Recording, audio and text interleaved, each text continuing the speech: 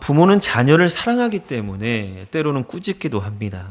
그런데 자녀는 그 꾸짖음을 당할 때 부모가 자신을 미워한다고 오해할 때가 있죠. 의사도 마찬가지입니다. 환자를 살리기 위해서 때로는 아픈 치료를 하지만 환자에게 그것은 때로는 고통으로 먼저 찾아올 때가 있습니다. 참된 사랑이라고 하는 것은 언제나 듣기 좋은 말만 하는 것은 아니에요. 진정으로 사랑하는 사람은 상대가 잘못된 길로 가는 것을 보고도 아무 말 하지 않을 수 없기 때문입니다. 지금 당장은 마음이 상하더라도 결국 그 사람이 바른 길로 서기를 바라는 마음에 때로는 듣기에 좋지 않은 말이라 할지라도 말을 할 수밖에 없는 상황이 찾아올 수 있는 것입니다. 그런데 그러다 보면요, 때로는 오해를 감수하기도 해야 되고 때로는 손해를 감수해야 되기도 하고 때로는 자신의 진심을 알아주지 못한다라고 하는 그 아픔까지 견뎌야 되는 때도 많이 있습니다. 고린도후서는 바로 이러한 사랑의 아픔이 담겨져 있는 편지가 아닌가 저 스스로 생각해 봤습니다. 바울은 고린도 교회를 누구보다 사랑했지요. 직접 교회를 세웠고 말씀으로 성도들을 양육했고 수많은 고난 속에서도 이 고린도 교회 성도들을 잘 섬겼습니다. 그런데 정작 고린도 성도들 가운데서 일부는 바울을 의심하기 시작했습니다. 우리가 이미 살펴본 대로 거짓 사도들이라고 하는 자들을 통해서 그들의 말을 받아들이면서 바울이 가지고 있었던 사도직과 그의 사도로서의 사명을 감당했던 그 진심까지 의심하기 시작했던 거예요. 바울은 복음을 위해서 자신을 내어주었지만 돌아온 것은 오해였고 비난이었습니다. 지난 시간 우리는 바울이 자신의 약함을 자랑하는 모습을 살펴보았습니다. 셋째 하늘에 이끌려갔던 놀라운 체험보다 오히려 자신의 육체의 가시를 이야기했던 바울이었습니다. 그리고 하나님께서 내 은혜가 내게 족하다, 이는 내 능력이 약한 데서 온전하여짐이라 라고 말씀하셨을 때 자신의 약함 가운데 그리스도의 능력이 머문다라는 사실을 깨닫게 되죠. 그래서 이렇게 고백했습니다. 내가 약한 그때에 강함이라. 자, 그런데 오늘 본문에 들어오면 약함을 자랑했던 바울이 다시 자신의 사도직을 말하기 시작한 거예요. 자신을 자랑하는 것이 어리석다라고 말했던 사람이 다시 자신이 참된 사도임을 변호하기 시작합니다. 그럼 왜 그랬을까요? 바울은 지금 결국 자신의 권위를 인정받고 싶었던 것일까요? 아니면 지금 자신의 명예를 다시 회복하고 싶었던 마음 때문이었을까요? 아닙니다. 여전히 바울의 마음의 중심에 있던 것은 자기 자신의 자존심이 아니에요.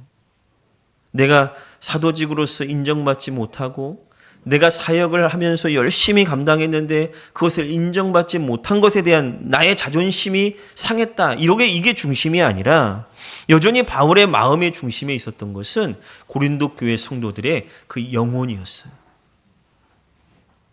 그래서 15절에 이렇게 고백하는 거죠.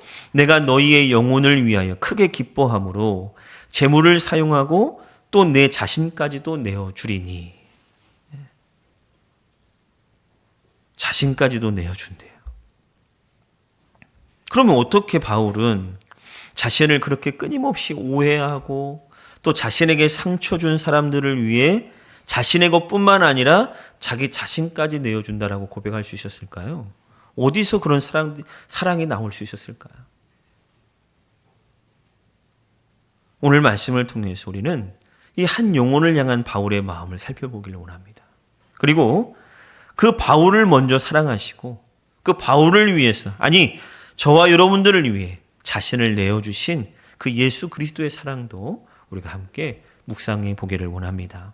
자, 첫 번째로 바울은 이 고린도 성도들의 영혼을 위하여 자신의 사도직을 변호하고 있습니다. 11절 말씀을 보면 내가 어리석은 자가 되었으나 너희가 억지로 시킨 것이니 라고 말하고 있어요. 어리석은 자, 우리가 지금 계속해서 반복해서 사용하는 표현이지요. 왜 바울이 이런 표현을 했다고 했죠? 자신을 사랑하는 일 자체가 어리석은 일이기 때문에. 바울도 잘 알고 있었기 때문에. 그러니까 바울은 처음부터 자신의 경험을 자랑하거나 자신의 권위를 내세우고 싶지 않았습니다. 그런데 바울은 너희가 억지로 시켰다라고 말하고 있어요. 왜 그렇습니까? 고린도 성도들이 거짓 사도들의 말을 그대로 받아들이면서 이 바울의 사도직을 의심했기 때문이었어요. 사실 고린도 성도들은 바울의 이 사도됨을 누구보다도 잘 알고 있어야 했습니다. 보세요. 바울을 통해서 복음을 들었어요. 그렇죠? 그리고 그가 교회에서 사역을 감당할 때 그가 했던 사역을 직접 보았습니다. 그러니까 바울이 스스로 자신을 변호하기도 전에 성도들이 먼저 그의 사도됨을 인정해야 했던 거예요. 그런데 어때요? 오히려 그가 떠난 이후에 거짓 사도들의 말에 흔들려가지고 결국 바울로 하여금 원하지 않은 자기 변호를 하게 만든 거예요. 어리석은 말이지만 내가 어리석은 자와 같이 계속해서 이렇게 말하면서 나는 이걸 정말 원하지 않는데. 그리고 이어지는 말씀에서 바울은 나는 너희에게 칭찬을 받아야 마땅하도다. 내가 아무것도 아니지만, 이게 중요하죠. 내가 아무것도 아니지만 지극히 크다는 사도들보다 조금도 부족하지 않다. 여전히 바울은 자신을 칭찬해달라는 게 아니에요. 바울이 말하고 싶었던 것이 뭐냐면 자신을 인정하지 않는 이 문제가 단순히 한 사람을 인정하느냐 인정하지 않느냐로 끝나는 것이 아니라 이 문제는 결국은 뭐냐면 교회가 붙들어야 될 복음이 흔들린다라고 하는 문제라는 거예요. 이게 무슨 말이냐면 자, 바울의 사도직은요 단순히 개인의 명예나 직함의 문제가 아니에요. 하나님이 바울을 부르셨을 때 바울을 사도로 세우시고 그에게 무엇을 맡기셨죠? 복음을 맡기셨어요. 그러니까 지금 사도들이, 거짓 사도들이 바울의 사도됨을 흔드는 것은 뭐냐면 그냥 이 한 사람의 권위를 공격하는 문제가 아니라 하나님께서 바울을 통해서 전하게 하신 그 복음의 신뢰성까지 무너지게 만드는 거였어요. 지금 바울이 복음을 전했잖아요. 교회가 세워졌잖아요. 그리고 잠시 떠났는데 갑자기 들어왔던 거짓 사도들이 바울은 사도로서 인정할 수가 없어 라고 하는 것은 그가 사도로서 받았던 그 복음 자체가 그 신뢰성을 잃어버리는 문제였던 거예요. 그러니 바울은 자신의 자존심을 위해서는 침묵할 수 있었어요. 얼마든지. 내가 오해를 받고 내가 상처를 받는 거 얼마든지 참을 수 있었어요. 그런데 복음을 위해서는 침묵할 수 없었던 거예요. 그래서 나는 아무것도 아니지만 지극히 큰 사도들보다 자칭이죠. 자칭 그들이 큰 사도들이라고 하는 자들보다 나는 부족한 것이 조금도 없다. 복음에 대해서는. 12절도 보세요. 바울은 사도의 표가 된 것은 내가 너희 가운데서 모든 참음과 표적과 기사와 능력을 행한 것이다 라고 말하고 있습니다. 자, 우리는 흔히 사도의 표라고 한다고 한다면 조금 표적도 행하고, 그죠? 어떤 기사, 능력 이런 것들을 생각하기 쉽잖아요. 그런데 바울은 그런 것과 함께 가장 먼저 무엇을 내놓냐면 모든 참음에 대해서 이야기를 합니다. 그러니까 사도됨을 이야기할 때 자신이 행했던 놀라운 능력만이 아니라 수많은 고난과 오해 속에서도 그 복음을 포기하지 않고 끝까지 그 복음의 사역들을 감당했던 것을 통해서 자신의 사도직을 드러내고 있는 거예요. 표적과 기사와 능력, 물론 하나님께서 그의 사도직을 증거하신 표이기도 했지만 그 모든 사역을 끝까지 감당하게 한 인내 역시 바울의 사역에서 빼놓을 수 없었던 모습이었던 것입니다. 자, 그리고 13절에서도 바울은 내 자신이 너희에게 폐를 끼치지 아니한 일밖에 다른 교회보다 부족하게 한 것이 무엇이냐라고 말하고 있어요. 이 말씀은 사실 좀 비꼬는 표현이에요. 무슨 말이냐면 내가 다른 교회와 똑같이 너희들을 사랑했고 똑같이 복음을 전했고 똑같이 하나님의 능력을 나타냈는데 단 하나 다른 것이 있다면 내가 너희들에게만큼은 살해를 받지 않았다. 너에게 폐를 끼치지 않았다. 심지어 바울이 뒤에 뭐라고 말하냐면 이 공평하지 못한 것을 용서하라. 잘못해서 용서하라는 말이 아니죠. 반어적인 표현입니다. 그러니까 내가 너희에게 짐이 되지 않은 것이 다른 교회보다 너희를 부족하게 대우한 것이라고 한다면 내가 그게 정말 그것이 잘못한 거라면 용서해라. 그만큼 바울은 고린도 성도들에게 아무런 대가를 요구하지 않았어요. 바울은 자신의 이름을 지키기 위해 지금 싸우고 있는 게 아니에요. 자신의 자존심을 세우기 위해 자신을 변호하는 것도 아닙니다. 그저 그 성도들의 영혼을 지키기 위해서. 거짓 교사들이 바울을 무너뜨리려고 했던 이유가 결국은 그 복음을 무너뜨리기 위해서였고, 바울이 그것을 너무나도 잘 알고 있었기 때문에 자신이 감당해야 될 오해를 감수하면서도 지금 말하고 있는 거예요. 자신의 사도직에 대한 진실성을. 그래야 복음의 그 신뢰성이 무너지지 않게. 우리 예수님이 이 땅에 오시면서 끊임없이 하나님의 말씀을 가르칠 때 사람들에게 인정받기 위해서 말씀하지 않았어요. 때로는 오해를 받기도 하고, 그렇죠? 때로는 미움을 받기도 하고. 얼마나 공격을 받았습니까? 특히 유대인들에게, 바리새인들에게. 그러나 그러면서도 하나님 아버지께서 맡기신 그 진리를 끝까지 증거하셨습니다. 바울 역시 마찬가지예요. 자신을 위해서 싸우는 것이 아니라 그리스도께 받은 그 복음과 그리스도께서 맡겨주신 그 성도들의 영혼을 지키기 위해 이렇게 오해를 감수하면서도 자신의 사도직을 변호하고 있었던 거예요. 성도 여러분, 우리도 마찬가지입니다. 때로는 침묵이 필요할 때도 있지만 때로는 복음을 위해 설명해야 될 때가 있고 때로는 바른 진리를 위해 침묵하지 말아야 할 때가 있습니다. 근데 중요한 건 뭐냐면 복음을 설명하고 진리를 선포할 때 나 자신을 높이고 나 자신의 옳음을 증명하기 위해서가 아니라 그 한 영혼이 그리스도 안에서 진리 안에서 굳게 서도록 하기 위함이어야 되는 거예요. 그러니까 이단들하고 마주치면 너무 싸우지 마세요. 싸우다 보면요, 내가 어떻게 되냐면 나의 옳음을 자꾸 증명하기를 원해요. 그 순간 복음의 가치가 사라져 버리는 거예요. 우리가 설명해야 되는 그 이유는 뭐라고요? 나의 옳음과 나를 높이는 것이 아니라 그 한 영혼을 위한.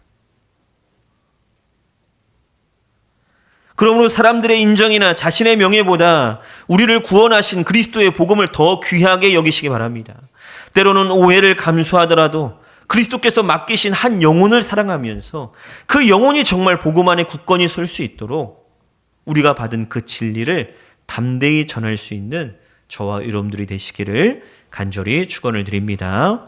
자, 두 번째로 바울은 고린도 성도들의 영혼을 위해 재물뿐만 아니라 자신까지 내어준다라고 말씀하고 있어요. 바울은 지금 자신의 사도직을 변호한 이후에 이제 자신이 어떤 마음으로 고린도 교회를 섬겨왔는지를 다시 들려주고 있습니다.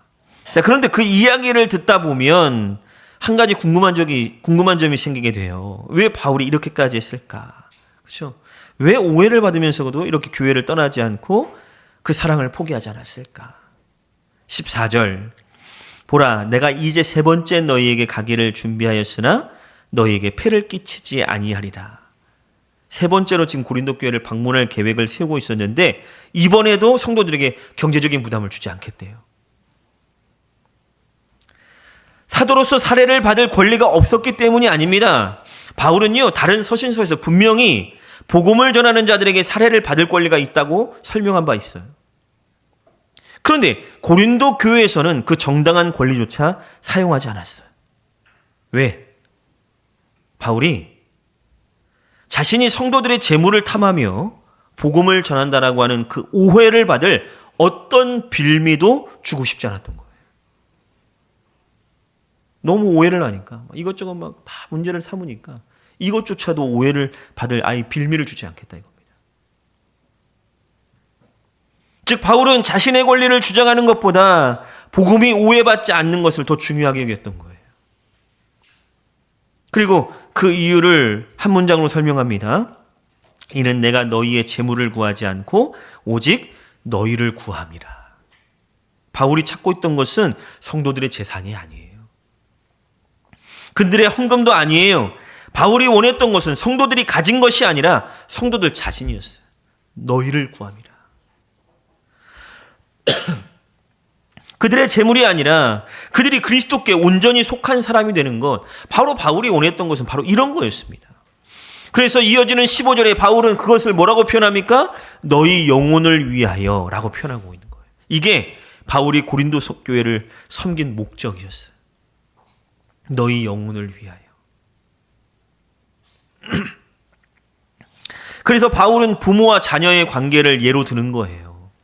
어린아이가 부모를 위하여 재물을 저축하는 것이 아니요 부모가 어린아이를 위하여 하느니라. 이 세상 그 어떤 부모가 자녀를 키우면서 손익을 계산합니까? 내가 너 20년, 30년 키웠으니까 너 이때부터는 나에게 이익을 줘야 돼. 얼마만큼 줘. 어떤 부모가 그렇게 자녀를 생각하면서 키워요? 어떤 부모가 자녀에게 무엇을 받을 것인가를 먼저 생각하는 부모가 어디 있습니까? 오히려 자신의 시간과 물질과 힘을 기꺼이 내어주죠. 이게 부모의 사랑 아닙니까? 지금 바울은 그런 마음을 비유한 거예요. 어린아이가 부모를 위하여 재물을 저축하는 것이 아니요 부모가 어린아이를 위하여 하느니라. 그런 마음으로 고린도 교회를 사랑한 거예요. 자신이 사도라는 이유 때문에 군림하려고 하지 않았고요. 오히려 영적인 아버지로서 그 성도들을 품었던 거예요. 그리고 마침내 15절에서 자신의 마음을 가장 깊이 드러냅니다. 우리 한번 15절을 같이 한번 읽어보겠습니다. 시작.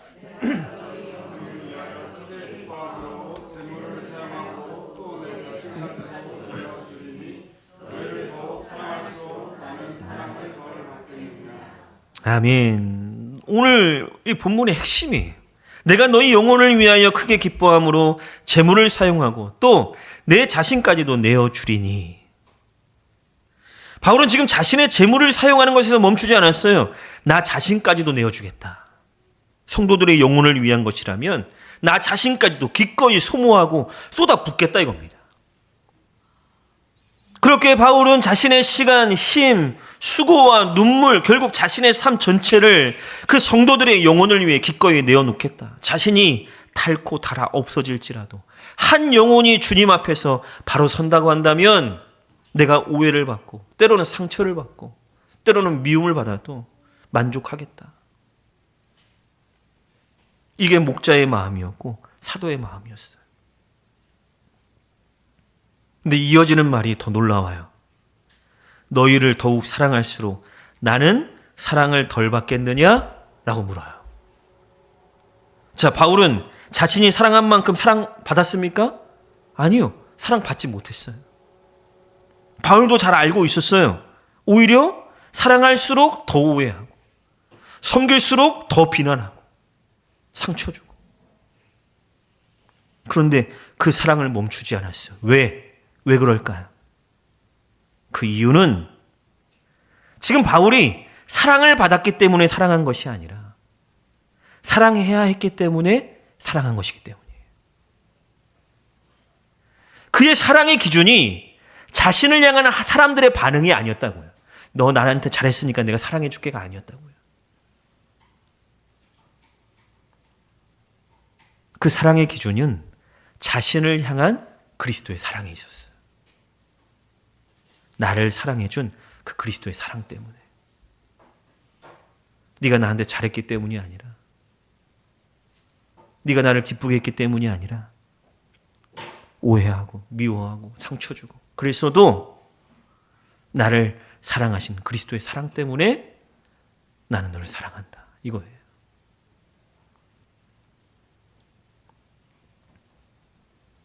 보세요. 16절부터 18절에도 바울이 직접 살해를 받지도 않았는데 교묘하게 이익을 취했다고 막 의심하고 소문내고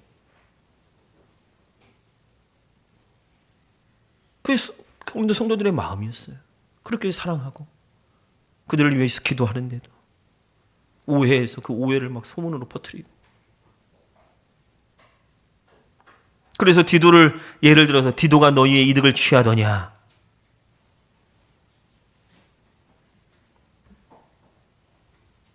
그럼에도 불구하고 그리스도의 사랑 때문에 계속 너희를 사랑한다. 이게 바울의 마음이었어요. 오늘 우리는 바울의 모습 속에서 참된 목자의 마음을 봅니다. 그는 자신의 삶을 지키려 하지 않았습니다.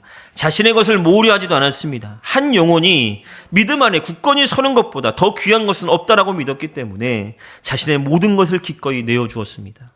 그리고 바울이 이렇게 자신을 내어줄 수 있었던 것은 먼저 자신을 위하여 모든 것을 내어주신 예수 그리스도의 사랑을 잘 알고 있었기 때문이었어요. 하나님의 아들이신 예수님은 우리에게 무엇을 받기 위해 이 땅에 오신 것이 아니잖아요. 죄인인 우리를 구원하시기 위해 십자가에서 자신을 내어주셨잖아요. 바울이 그 사랑을 받은 사람이었기에 자신의 희생을 자신의 위대함으로 보여준 것이 아니라 그리스도의 사랑이 한 사람의 삶을 어떻게 변화시키는지를 바울이 몸소 보여준 거예요. 성도 여러분, 우리도 먼저 이 그리스도의 사랑을 깊이 붙드시기 바랍니다. 먼저 우리를 위해 자신을 내어주신 주님의 은혜를 기억하시기를 바랍니다. 그래야 계산하지 않는 거예요. 사랑 앞에서. 네가 나한테 이렇게 했으니까 내가 사랑할게. 이렇게 안 하는 거예요. 왜? 하나님께서 그 그리스도의 사랑을 우리에게 기꺼이 주셨으니까. 조건 없이 베풀어 주셨으니까.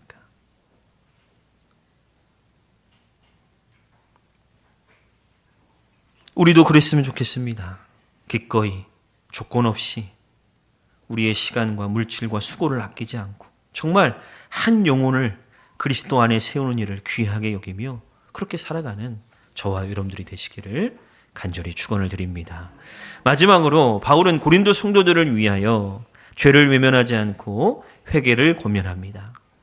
자, 바울은 지금까지 자신의 사도직을 변호했고요. 성도들을 향한 사랑도 고백했습니다. 자, 그런데 왜 바울은 아직까지도 이 편지를 강하게 권면하는 식으로 쓰고 있을까요? 사랑하면 조금 더 부드럽게 말할 수도 있는데 성도들의 마음을 잃지 않으려면 때로는 죄에 대해서 침묵할 수도 있었을 텐데 바울은 마지막까지도 죄를 지적하고 있어요. 자, 그 이유를 9절에 밝히죠. 너희는 이때까지 우리가 자기 변명을 하는 줄로 생각하는구나. 우리는 그리스도 안에서 하나님 앞에 말하노라. 사랑하는 자들아, 이 모든 것은 너희의 덕을 세우기 위함이라 라고 말씀하고 있어요. 바울은 지금 하나님 앞에서 말하고 있습니다. 하나님께서 자신의 중심을 아신다. 나의 동기가 무엇인지를 분명히 아신다라고 하는 확신 가운데 말하고 있어요. 그리고 바울이 이렇게 말하고 있는 목적을 밝힙니다. 이 모든 것은 너희의 덕을 세우기 위함이다. 이것은 고린도후서에서 바울이 자신의 사도적 권위를 설명할 때 반복해서 강조했던 부분이기도 합니다. 하나님께서 자신에게 권위를 주신 이유가 뭐라고 했어요? 성도들을 무너뜨리기 위한 것이라고 했습니까? 아니죠. 성도들을 세우기 위한 것이라고 했어요. 그러니까 바울이 했던 자신의 변호, 바울이 했던 책망, 어떤 권면도 한 가지 목적. 뭐예요? 고린도 성도들을 그리스도 안에서 온전히 세우기 위해서. 그래서 바울은 세 번째 방문을 앞두고 자신이 가장 두려워하고 있는 내용들을 설명하고 있어요. 20절에 내가 갈 때에 너희를 내가 원하는 것과 같이 보지 못하고 또 내가 너희에게 너희가 원하지 않는 것과 같이 보일까 두려워하며. 바울이 두려워한 것은 자신이 환영받지 못하는 게 아니었어요. 자신의 권위가 인정받지 못하는 것도 아니었어요. 바울이 진정으로 두려워하는 건 뭐냐? 고린도 교회가 여전히 죄 가운데 머물러 있고 그것 때문에 바울 자신이 또 그들 가운데 엄하게 권면해야 되는 그 상황들, 이런 게 두려웠던 거예요. 보세요. 20절에 나오는 죄들 다 대부분의 교회의 관계를 무너뜨리는 죄들이었어요. 서로 시기하고 다투고 편 나누고 뒤에서 험담하고. 21절에는 개인의 삶을 무너뜨리는 성적인 죄까지 언급합니다. 성도들과의 그 관계, 우리의 실제적인 삶. 그리고 21절에서 바울은 내가 다시 갈 때 내 하나님이 나를 너희 앞에 낮추실까 두려워한다 라고 말하고 있어요. 낮추신다. 바울이 어떤 죄가 있어서 낮추신다는 게 아니라 자신이 복음을 전하고 눈물로 섬겼던 성도들이 여전히 죄 가운데 있고 회개하지 않는 모습을 본다면 바울이 얼마나 슬퍼하고 또 수치스럽겠습니까? 그런 마음을 표현한 거예요. 근데 중요한 건 뭐냐? 그들을 향해 분노를 쏟아내지 않았다라는 거예요. 오히려 그들이 죄짓고 아직 회개하지 않은 그런 자들 때문에 슬퍼할까 두려워한다. 안타까움이죠. 성도들의 죄가 바울에게는 남의 일이 아니었습니다. 그들의 영혼이 죄로 무너지는 것이 곧 자신의 아픔이었고 그들이 돌이키지 않는 것이 자신의 슬픔이었습니다. 이것이 목자의 마음이에요. 참된 목자는 죄를 보고 단지 화를 내는 사람이 아닙니다. 죄 때문에 무너져가는 그 영혼을 바라보며 아파하는 사람이에요. 그래서 바울은 죄를 외면하지 않은 거예요. 사랑했기 때문에. 만일 바울이 성도들의 마음을 잃지 않기 위해 죄를 말하지 않았다면 그는 사람들에게는 좋은 목회자였을지 모르겠지만 하나님 앞에서는 신실한 목자가 될 수 없었을 것입니다. 참된 사랑은 죄에 대한 방치가 아닙니다. 죄를 정죄하기 위해 말하는 것이 아니라 죄에서 돌이켜 생명을 얻도록 하기 위해 말하는 것입니다. 오늘 우리는 사랑이라는 이름으로 진리를 침묵하는 시대를 살아가고 있습니다. 상대를 불편하게 만들지 않으려고 죄를 말하지 않고 관계를 잃지 않으려고 진리를 양보하는 일이 많습니다. 그러나 성경이 말하는 사랑은 사랑하기 때문에 권면하고 사랑하기 때문에 회개를 촉구하고 사랑하기 때문에 하나님께 돌아오기를 기다리는 것입니다. 우리 예수님도 그러셨지요. 죄를 단지 지적하시기만 한 분이 아니었어요. 주님은 우리의 죄를 너무나도 심각하게 여기셨기에 그의 죄값을 친히 담당하시기 위해 십자가에 달리셨습니다. 우리를 정죄하여 버리기 위해 죄를 드러내신 것이 아니라 죄에서 건져 새 생명 주시기 위해 자신을 내어주셨습니다. 바울 역시 그 사랑을 받은 사람이었기에 고린도 성도들의 죄를 외면할 수 없었습니다. 바울 역시 그들을 정죄하기 위해 버리기 위해서가 아니라 회개하여 다시 그리스도 안에 바로 서기를 원했기 때문입니다. 그러니 성도 여러분, 우리도 먼저 십자가 앞에서 자신의 죄를 돌아보십시오. 다른 사람의 죄를 지적하기 전에 우리를 위해 그 죄를 담당하신 그리스도를 바라보며 회개의 자리로 나아가시기 바랍니다. 그리고 그 은혜 안에서 서로의 죄를 외면하지 않되 정죄하기 위해서가 아니라 서로를 살리고 세우기 위해 사랑으로 권면할 수 있기를 바랍니다. 우리의 영혼을 위하여 자신을 내어주신 그 그리스도의 사랑을 붙들고 우리도 서로의 영혼을 귀히 여기며 진리 안에서 함께 세워져가는 은혜의 공동체가 되기를 간절히 축원드립니다. 말씀을 맺겠습니다. 오늘 말씀에서 우리는 한 영혼을 향한 바울의 마음을 보았습니다. 바울은 자신의 명예를 지키기 위해 사도직을 변호한 것이 아닙니다. 성도들의 믿음이 흔들리고 복음에서 떠날까 염려했기 때문에 자신을 변호했습니다. 그는 성도들에게 무엇을 얻으려 하지도 않았습니다. 오히려 그들의 영혼을 위하여 자신의 재물뿐만 아니라 자기 자신까지 기꺼이 내어주겠다라고 말합니다. 그리고 사랑했기 때문에 그들의 죄를 외면하지 않았습니다. 그들이 하나님 앞에 바로 서기를 바라며 눈물로 권면하고 회개하기를 촉구했습니다. 그러므로 오늘 본문은 단순히 바울이 얼마나 훌륭한 사도였는지를 보여주는 말씀이 아니에요. 오히려 우리는 이 바울의 모습을 통해 그를 그렇게 살게 하신 사랑이 무엇이었는지를 바라봐야 돼요. 바울은 본래 그렇게 사랑이 많은 사람이 아니었어요. 한때 그는 교회를 박해했죠. 예수 믿는 사람들을 잡아 가두었습니다. 그런데 바울을 찾아오시고 그를 붙드시고 구원하신 그 예수 그리스도. 그 예수 그리스도 때문에 바울은 이제 자신의 영혼을 위하여 자신을 내어주신 그 그리스도를 만남으로 말미암아 다른 영혼을 위하여 자기를 내어줄 수 있게 되었던 것입니다. 그러므로 오늘 우리는 바울보다 더 크신 목자장 되신 예수 그리스도를 바라보시기를 바랍니다. 주님께서 우리의 영혼을 위하여 이 땅에 오셨습니다. 우리에게 무엇을 받으려고 오신 것이 아니라 우리를 구원하시기 위해 이 땅에 오셨습니다. 우리가 주님을 사랑하기 전에 먼저 우리를 사랑하셨고, 우리가 무엇을 드리기 전에 먼저 자신을 내어주셨습니다. 그리고 마침내 십자가에서 우리의 죄를 친히 담당하셨고 자신의 생명까지 내어주셨습니다. 예수님은 말씀하셨지요. 나는 선한 목자라. 선한 목자는 양들을 위하여 목숨을 버리거니와. 이것이 우리를 향한 그리스도의 사랑입니다. 주님께 우리의 영혼은 자신의 생명까지 내어주실 만큼 그렇게 귀했던 거예요. 우리가 의로웠기 때문도 아니고 사랑을 받을 만한 그런 자였기 때문도 아니고 그저 죄인 되었을 때에 우리를 사랑하시고 자신의 생명을 내어주심으로 우리를 하나님의 자녀로 삼아주신 것입니다. 그리고 그 사랑은 지금도 계속되고 있어요.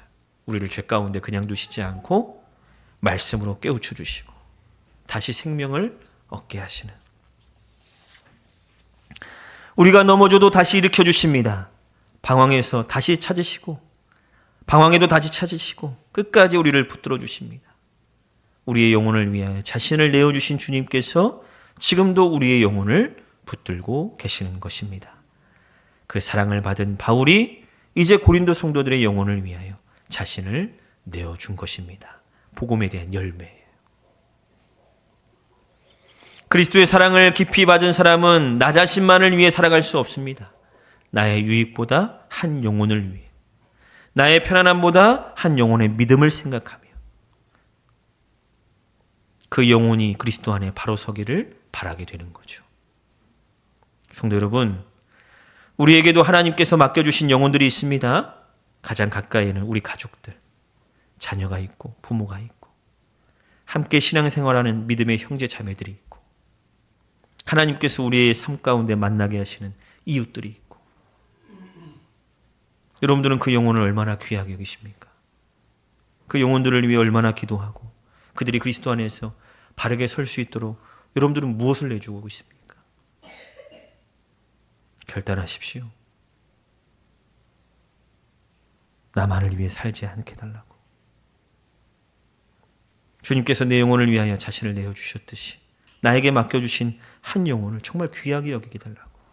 그래서 그 영혼을 위해 기도하고 사랑하고 섬기고 필요하다면 나의 시간과 물질과 수고까지 기꺼이 내어놓게 달라고.